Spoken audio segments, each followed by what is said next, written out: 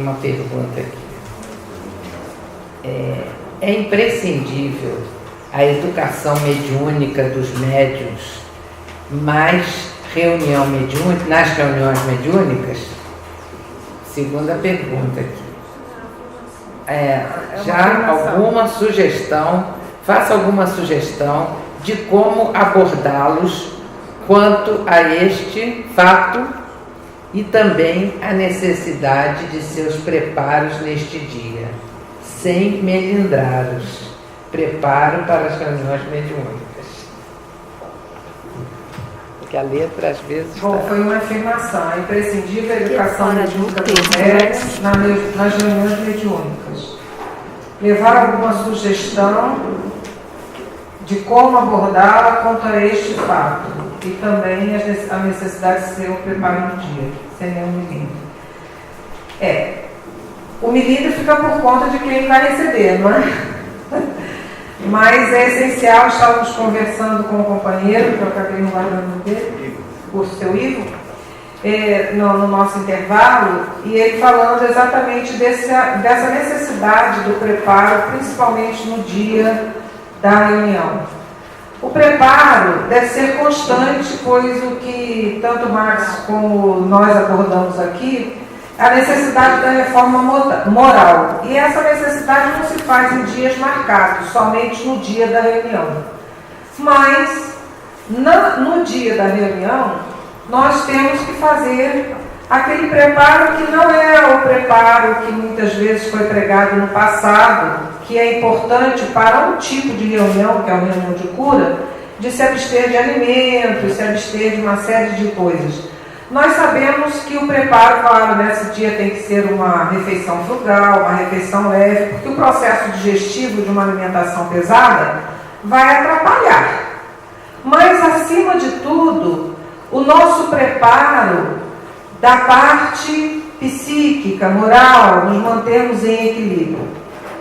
Através da oração, através de páginas edificantes. Agora, nós trabalhamos, não é? Ainda estamos na relação diária, social, e muitas vezes acontecem fatos que nos tiram do sério.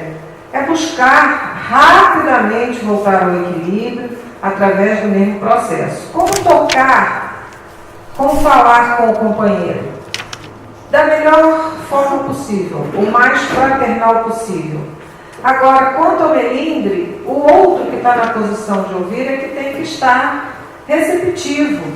A crítica, quando se faz uma avaliação, a proposta da avaliação ao final das reuniões mediúnicas não é de levantar defeito de ninguém, mas sim de observação que dos que estão assistindo possam nos trazer para a nossa melhoria. Então, receber com carinho, deixar, eu e a Graça estávamos conversando sobre isso também no intervalo.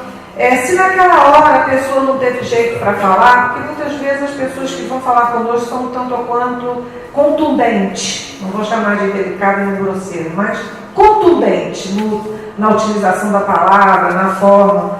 Vamos evitar reagir, vamos fazer a nossa parte.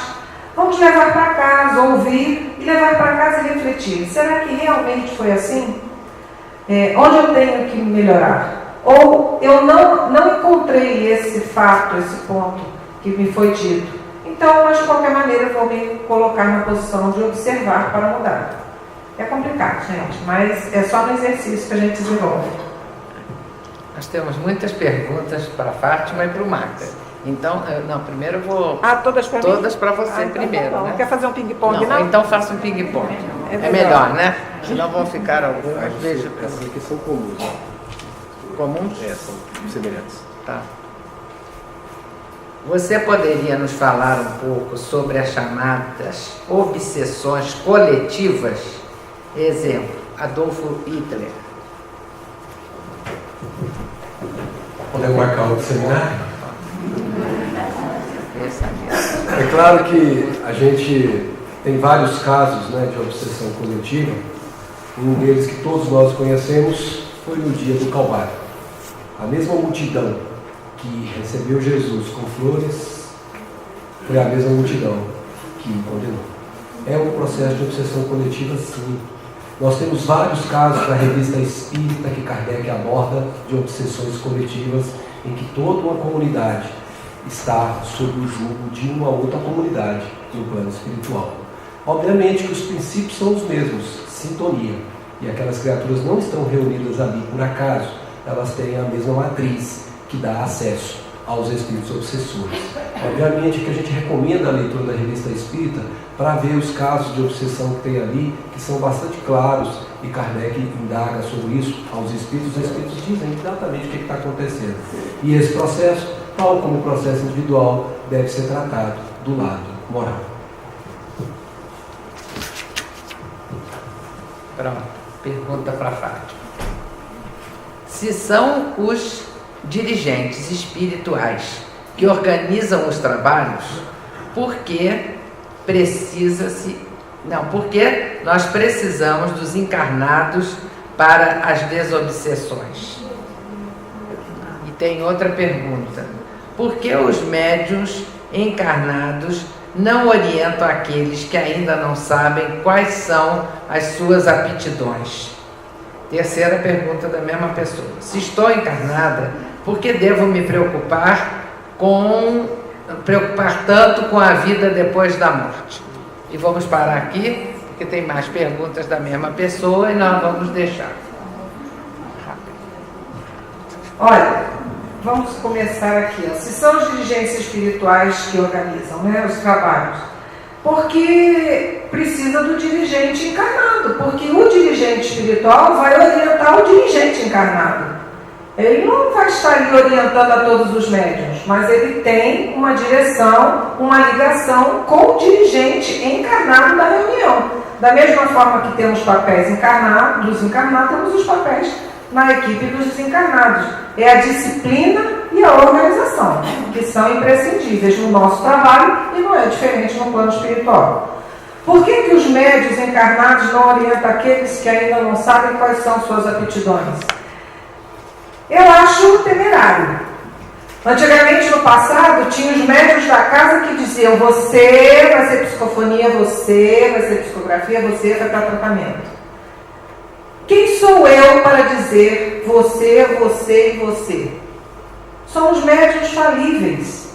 E o estudo nos favorece, justamente o estudo veio para nos auxiliar nesse sentido.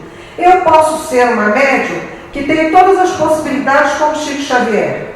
Vidência, psicografia, a psicografia mecânica. Mas Chico Xavier se dedicou a uma. E não foram espíritos superiores somente que disseram, deixaram que ele experimentasse todas. Mas ele tinha um trabalho naquela, que era a psicografia. Mas não deixava de vez em quando a psicofonia e as outras atividades. Cada pessoa tem que se conhecer. Porque eu posso me enganar quanto à minha orientação. Eu sou médium, pessoa encarnada, falível. Eu posso estar sendo burlada. Então, cada um é que deve perceber e ver onde se sente melhor. Que isso é outra coisa. Eu posso ser uma médium de psicofonia, mas eu não quero trabalhar com psicofonia. Eu quero atuar no outro ramo. Eu quero ser do apoio, ser do passe. Ninguém violenta o nosso livre-arbítrio. E nem por isso estamos deixando de trabalhar mediunicamente. Se estou encarnada, por que devo me preocupar tanto com a vida depois da morte? Porque tudo que eu fizer aqui, eu vou responder lá e vou retornar aqui pagando o que eu fizer. Simples assim. Lei de causa e efeito. E não é a vida corporal que é a vida verdadeira, sim a vida espiritual. Se minha alma é imortal, como temos tantas almas novas para o aumento de gente no mundo? Qual mundo? E quem disse que são almas novas que estão reencarnando? São espíritos antigos, são espíritos que voltaram, e a obra do Pai é o universo. Jesus já nos dizia, há muitas moradas na casa de meu Pai. Obrigada, Fátima. Nós estamos agrupando porque algumas perguntas, embora são semelhantes, então não vai dar para todas as respostas. Mas, como despertar a vontade no espírito endurecido? Quem conhece o caso de Gregório no livro Libertação, é exatamente essa pergunta. Não houve raciocínio que o convencesse, mas um sentimento materno foi suficiente para afetar o ponto mais difícil dessas pessoas, que é o sentimento. Então temos que trabalhar no sentimento. E como Kardec diz, advertência, tem que ter paciência, tem que persistir e tem que ter devoção. Devoção é viver pelo outro. E isso exige da gente muita dedicação, renúncia das nossas próprias vontades em benefício dele. Se ele, por exemplo, nos persegue, anda conosco, eles vão ver a nossa conduta, e a nossa conduta, mais do que palavras, arrastam. Ele, a um determinado momento, ele pode se sentir tocado e cair em si. Tem uma frase que diz assim, que a gente bate numa rocha com o martelo, uma vez, parece que a rocha ficou intacta. Bate 2, 3, 4, 10, 50 vezes, parece que a rocha não sofreu nada. Mas bate 90, na 100ª a rocha esfacela. Foi a 100ª que esfacelou a rocha? Não. Foram todas as 100 que vieram antes, mais a 100ª que foram fragilizando a rocha para que ela se esfacelasse. Então as sementes do bem devem ser plantadas. A hora que o solo estiver preparado, essa criatura virá na sua própria salvação, que é com o seu sentimento florado. Agora para Fátima, pergunta. Quem possui mediunidade acentuada e não estuda, o que acontece? Pode ver a segunda. E a segunda, que é um pouco parecida, para ela responder junto. Qual o conselho que se daria ao médium de psicofonia iniciante, cuja aproximação dos espíritos desencarnados lhe provoca profundo medo e esse medo parece dominar? Bom, justamente está aqui o estudo e a preparação, né? Quem possui mediunidade acentuada e não estuda, o que acontece? Justamente não controla o medo. Porque o medo é uma emoção natural, é uma emoção básica de todo ser humano, para a sua conservação, para a conservação da espécie. É um instinto de proteção. E o medo é porque talvez, ou porque desconhece ainda realmente como é o plano espiritual e que estamos em convivência diária, todo o tempo aqui, lá fora, com os irmãos desencarnados e não apenas naquele momento. Mas muitas vezes o medo é pela condição que o nosso irmão está ali, ele está numa condição sofrida. E aí eu tenho essa reação quase que de repulsão, é um instinto de proteção. O que vai auxiliar? O estudo. Quanto mais eu estudo, mais eu me conheço, mais eu controlo o meu medo. Obrigada. Agora para o Max. A questão do preparo do médium no dia da reunião mediúnica em relação à sua alimentação. Como deve ser? Essa é a questão em relação à reunião de obsessão. E tem uma pergunta parecida que é: no dia da reunião mediúnica de desobsessão, os médiuns devem se abster de comer carne? Você me deu. Oh, desculpa. Eu ia falar, tem Não pode. Vamos lá. Pessoal, aqui é bem pragmática essa resposta, né? Porque tudo que contribui para dificultar o processo digestivo, de uma certa forma atrapalha o processo mediúnico. Nós temos livros em que André Luiz diz o trabalho que dá para poder acelerar a digestão de quem comeu carne. Eles têm que fazer um trabalho adicional, isola a pessoa, faz o processo digestivo acelerar para que ele possa ficar desobstruído nesses processos orgânicos. Então evitem sim de comer qualquer coisa que pese o estômago no dia da reunião. Mas mais do que isso aqui, evite a conduta moral perniciosa. Procure ter o seu dia com vigilância. Se você está no carro, procure ouvir música suaves, coloca a pastoral de Beethoven, ou coloca o que você gosta que seja adequado para o seu bem-estar, porque isso vai criando a psicosfera necessária que te fortalece para o trabalho durante a reunião mediúnica.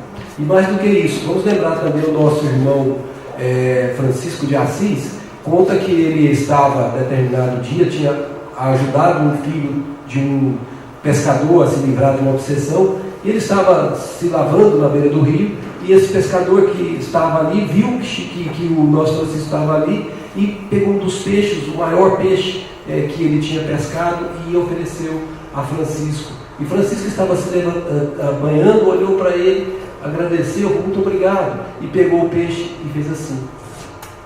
irmão Peixe não precisa de você agora, vá. Então, se você não precisa da irmã Carne, deixa ela aí também. Obrigado. Por favor. Eu estou separando. Agora é uma pergunta que, embora não estivesse dentro exatamente, mas é importante. Como se deve proceder quando a mediunidade aflora em uma criança, idade entre 8 a 10 anos? Kardec trata disso no livro dos médiuns. Ele orienta, ele nos mostra que a criança está ainda numa fase de muita fragilidade orgânica e que facilmente seria envolvida para uma série de distúrbios. O que se orienta, a espiritualidade vem em socorro, não podemos impedir. E é fato que todos nós sabemos que as crianças estão muito mais próximas do plano espiritual do que nós, porque nós já criamos uma série de bloqueios, mas alguns têm isso mais evidente, com efeitos físicos, patentes, bastante difícil. Evangelização, evangelho no lar, reunião sempre que puder, se a criança puder assistir, e passe. Sempre, até que as coisas na idade certa se encaminhem. Naturalmente isso vai acomodando e a espiritualidade, nós vamos oferecendo o campo com esse trabalho para que a espiritualidade atue amainando essas dificuldades que aparecem nessa fase. Obrigado. Max, médiuns com mais de 70 anos podem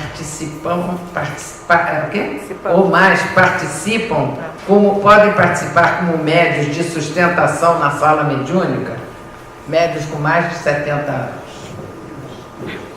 Vamos lembrar André Luiz quando falou da irmã Veneranda lá no nosso lar.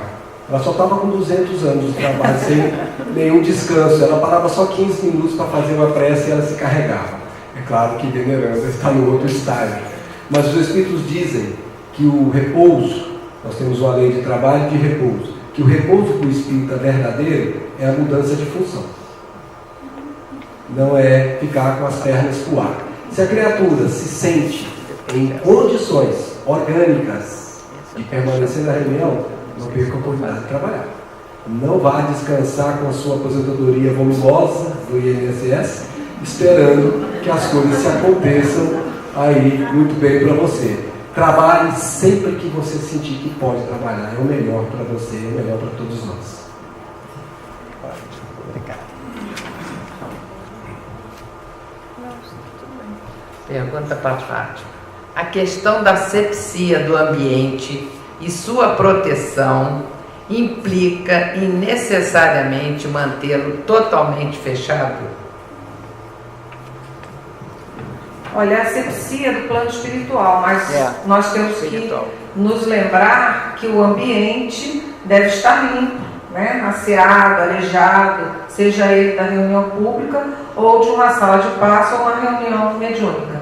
Agora, no sentido da asepsia em trânsito, porta aberta ou fechada, não é a porta fechada, mas é evitar-se outros tipos de atividade, principalmente muito ruidosas, ou de festejos, numa sala de um grupo mediúnico ou numa sala de passe. Quando a casa é muito pequena, que tudo ocorre no mesmo lugar, não há como. Agora, quando a casa já tem os ambientes definidos, é como um hospital. Ninguém entra no centro cirúrgico para fazer um lanche. Ninguém entra na sala de enfermagem onde se faz os curativos contaminados, de mão suja, roupa suja. Então é respeitar cada ambiente dentro do seu trabalho.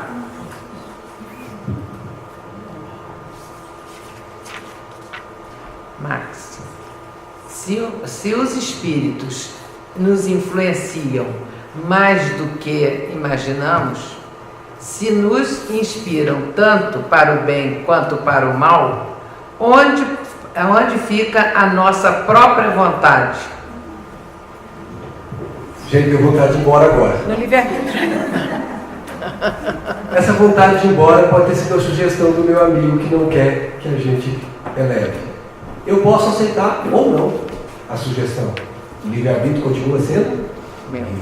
Não importa se eu percebo a sugestão ou se eu não percebo. dizem os Espíritos. O importante é o que eu vou fazer com ela. Se veio dele ou se veio de mim mesmo, é pouco importante, desde que eu siga pelo caminho, tudo bem. A autonomia, a vontade, o livre-arbítrio é sempre nosso. Seguir com A ou seguir com B corre por nossa conta e é da nossa responsabilidade. Ninguém é obrigado a semear o que ouviu, mas se semear o que ouviu, é obrigado a colher o que vai daí sair. Agora para Fátima. Um paciente em coma, em estado vegetativo, respirando por aparelhos, o espírito já abandonou o corpo pré-morte. Caso positivo, há como reaproximá-lo do corpo físico? Caso negativo, há meios de desligar espiritualmente os sinais vitais?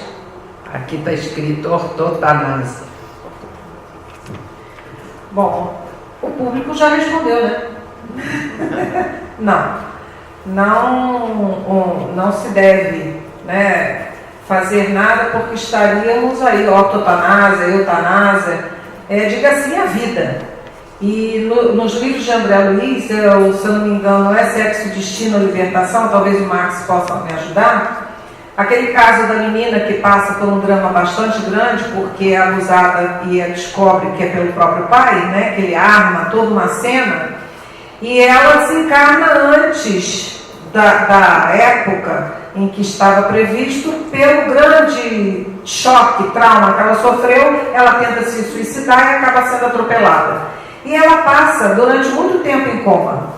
São aqueles derradeiros minutos que aquele pai, que também não sabia que era pai e havia se apaixonado por ela, né? Havia uma aproximação ali afetiva, ele queria, ele aproveita para ler o Evangelho, ele é despertado para esse lado, e é o momento em que ela o perdoa, que eles se reconciliam.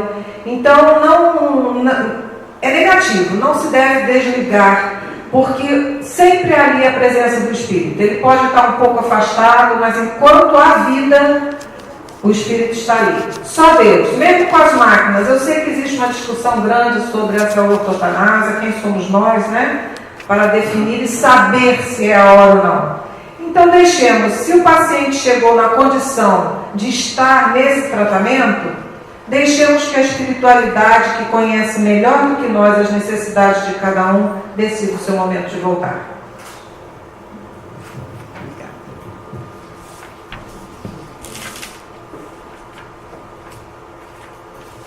Agora, o Max. É verdade que existe obsessão de encarnado para desencarnado? Por que isto ocorre e como identificar? Só respondendo a Fátima, o nível 7 destino mesmo. Né? Isso mesmo. E como há, mais do que a gente imagina. Quando a gente se prende a outra pessoa, a gente influencia ela, sem a gente perceber. Tem um caso de uma pessoa que nós conhecemos aqui em Brasília, que conheceu duas criaturas que eram casadas. E uma delas, depois que se separaram, foi morar no Japão. Mas a que ficou aqui não conseguia se desvencilhar dela. E fazia, num determinado horário, todo aquele dia, naquele horário, um tipo de ligação mental com ela. E essa pessoa do lado de lá percebia isso.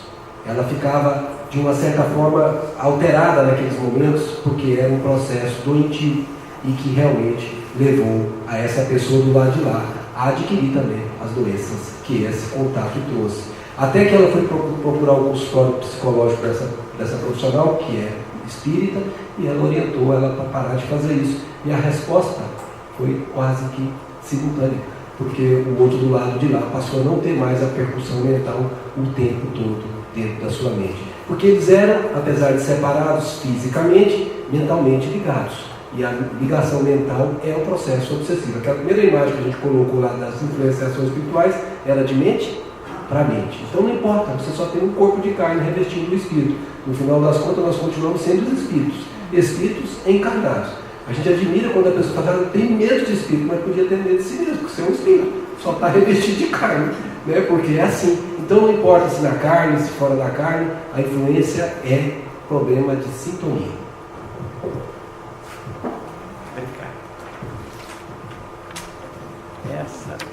É a última pergunta para Fátima.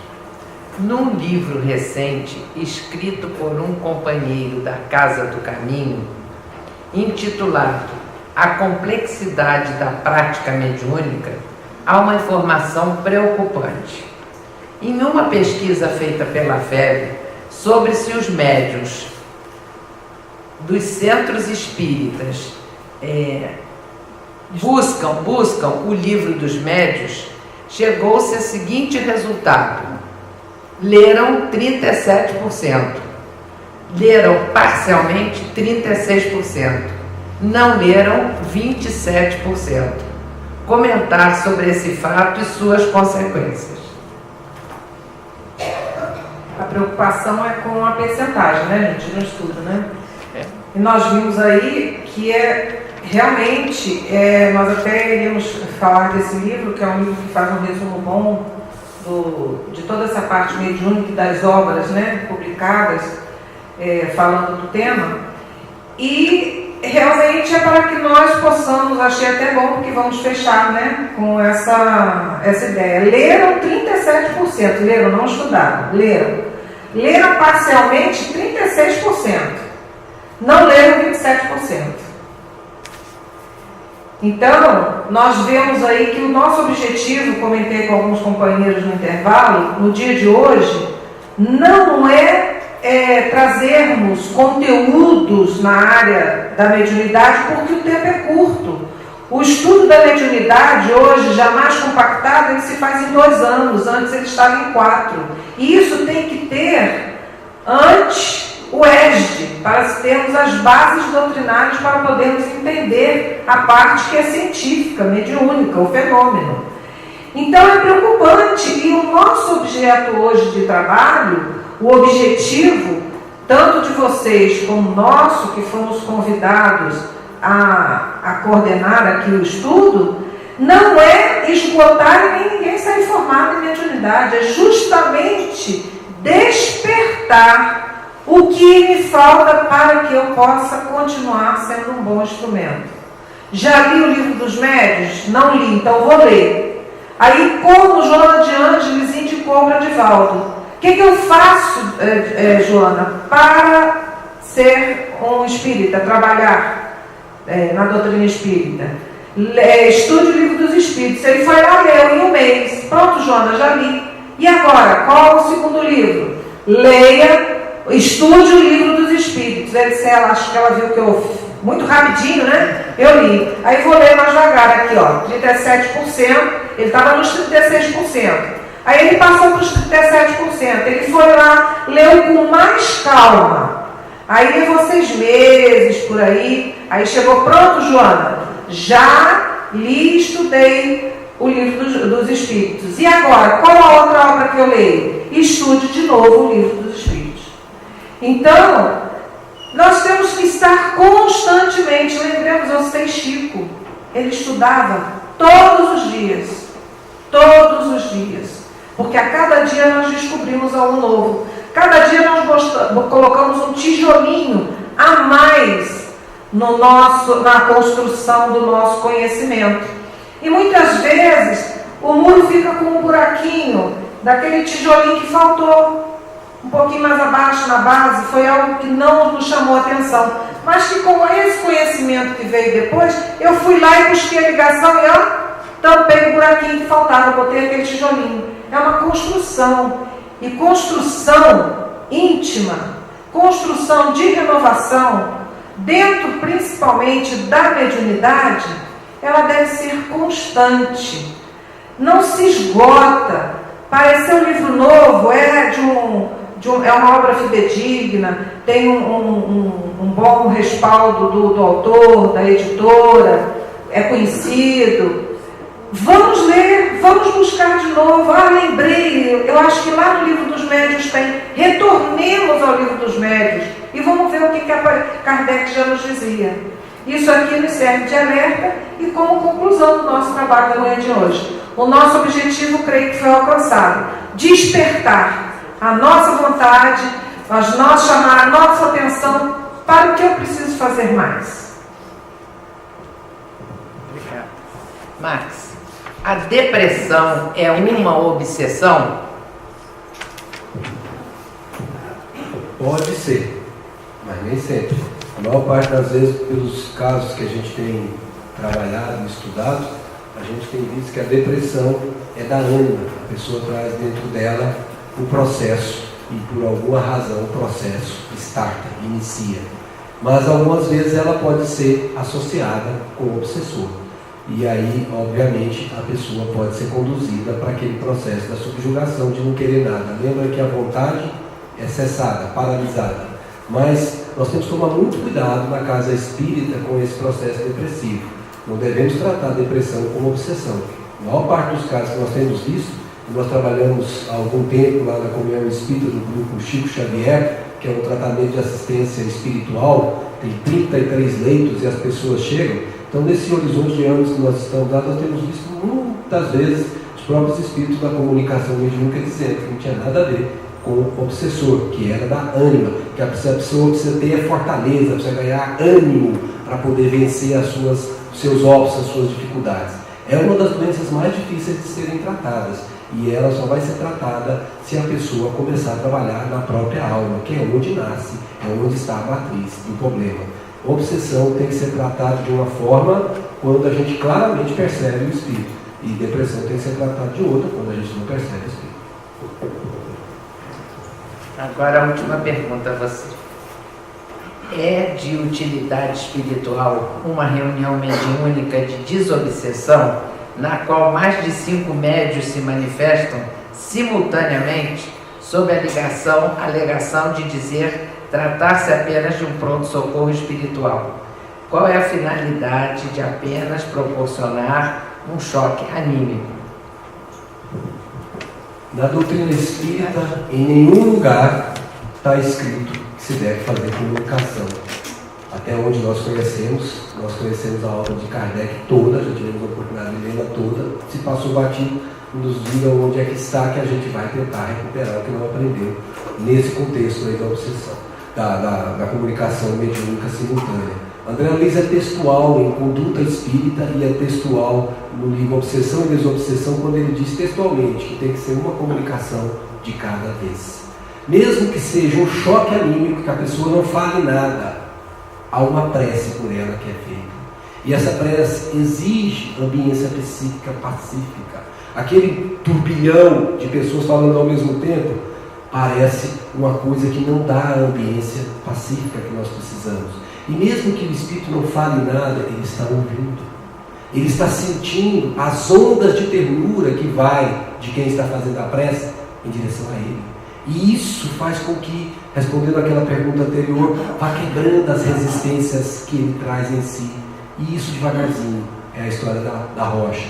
Marteladinha, marteladinha, a gente vai conseguindo fazer aquele momento que esteja pronto, ele possa cair em si e modificar. Então, nossa recomendação, enquanto estudantes do Espiritismo, é uma comunicação de cada vez. Se temos grupos grandes, e nós já fizemos isso várias vezes, distribuamos grupos menores e façamos as comunicações de modo que todos os médios deem a sua passividade, mas ao seu tempo, de modo que a prevalência da reunião mediúnica seja mantida, ou seja, acolhimento, atendimento. Não é fenômeno é meio. O fim é moralizar a humanidade, desencarnada ou encarnada. Obrigada, Marcos. Obrigada a todas duas. Parabéns. Um momento, por favor. O professor Marcos ainda vai fazer o término da palestra dele por alguns minutos que ele solicitou. Por favor. Depois eu dou os outros avisos, quando terminar. Só para a gente encerrar, desculpa. Só para a gente encerrar, é importante que o tema do seminário é mediunidade por Jesus. Então, algumas das coisas fundamentais a gente deveria colocar em evidência. Aquilo que Fátima colocou no início: restituir a saúde aos doentes, ressuscitai os mortos, curai os leprosos, expulsai os demônios, dai gratuitamente o que gratuitamente haveis recebido. Nós não estamos interessados aqui no fenômeno, se o médio A é o médio B, X, Y, Z é melhor. Não, nós estamos interessados em quantas ressuscitações de mortos da alma nós conseguimos, quantos leprosos do espírito nós conseguimos recuperar. Quantos que estavam envolvidos na vendita, nós conseguimos ajudar a sair.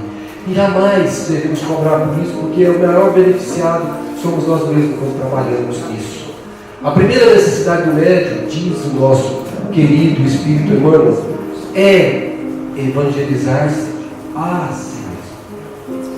Como é que eu poderia lançar um trabalho se eu mesmo não me evangelizo?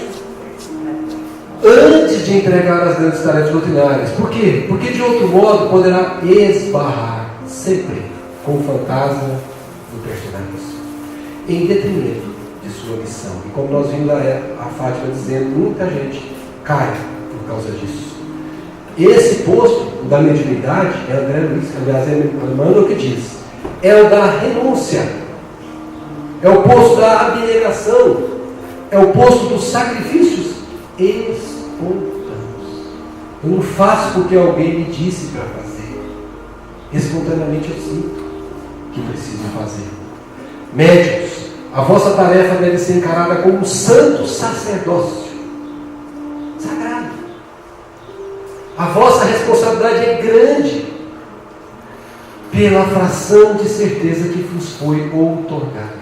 E como foi dito, e muito se pedirá aos que não receberam. E espírita é o que mais recebe de todas as escolas religiosas. Pesai as consequências dos vossos mínimos atos. Ele disse, dos vossos mínimos atos. Por quê? Porque é preciso que renuncieis à própria personalidade, aos desejos e aspirações de ordem material, para que a vossa felicidade se concretize. O médium trabalha em primeiro lugar para si mesmo, para a sua própria felicidade. Questão 469 para a gente levar para refletir em casa. Porque nele podemos neutralizar a influência dos maus espíritos. E eles vão nos responder o que nós já sabemos, mas é bom. Praticando o bem é a primeira palavra. E pondo em Deus toda a vossa confiança. Nenhuma folha cai sem a permissão do Pai. Até os cabelos de nossas cabeças são todos contados. O Pai sabe tudo. Nós nem imaginamos. Repelireis a influência dos espíritos inferiores e aniquilareis o império que desejam ter sobre vós. Eu repudio aquelas sugestões más que são influenciadas. Eu não sigo mais. Me veio um pensamento ruim, eu digo, sai para lá, cabritinho. É assim. Eu vejo um pensamento bom, eu abraço, meu amor, e vamos trabalhar na direção dele. É disso que nós estamos falando. O império que temos que ter é o império do tempo. Guardai-vos, são recomendações a nós outros, de atender às sugestões dos espíritos que vos suscitam maus pensamentos, que sopram a discórdia. Quantos grupos espíritas se fracionam, se desfacelam por causa disso aqui? Entre vós outros, e que vos insuflam as más paixões. Reconhece o verdadeiro espírito pelo esforço que faz para domar as más paixões. Desconfiai, especialmente dos que vos exaltam o orgulho. Lembra da laranjeira? Hora que alguém exaltar sem fio espinho, não dele, você cair a bola para quem e pôr-se no seu lugar de condição de mundo de expiação e provas, pois que esse vos assaltam pelo lado fraco, e o orgulho ainda é muito forte entre vós outros. Essa razão, porque Jesus na oração dominical vos ensinou a dizer: Senhor, não vos deixeis cair em tentação, não nos deixeis cair em tentação, mas livrai-nos do mal. Então, nossa última palavra: vigiai, médiuns, vigiai, desconfiai, ficai atento e orai quando não derem conta sozinhos. Peçam ajuda, porque ela vem. Nenhum médium está desamparado. Para quê? Para que vocês não entrem em tentação. Muito obrigado pela atenção de todos e muita paz.